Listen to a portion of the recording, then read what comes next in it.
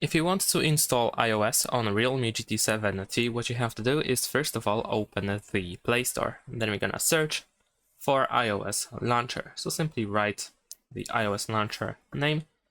There we go. You should be able to find some example apps. And in my case, I think I'm gonna use this one over here. And let's press install. Of course, as you noticed, probably there are multiple different apps that we can use. So feel free to try any other app. In my case, I'm gonna show you how to set up this one.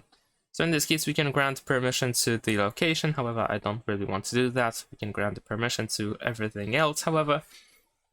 And then what you can also do is make this launcher the default one. So if we go to make default launcher, of course, we need to close the ad, press OK. We will be redirected to this setting where we can choose the default launcher.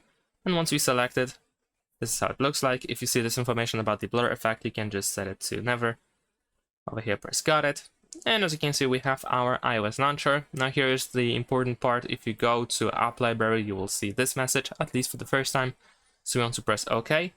Now over here, we want to go to app library, press consent, and that's it. Now we can just simply go back. There we go. And we can easily use our app library. So that's pretty much it. Thanks for watching, leave a like and subscribe.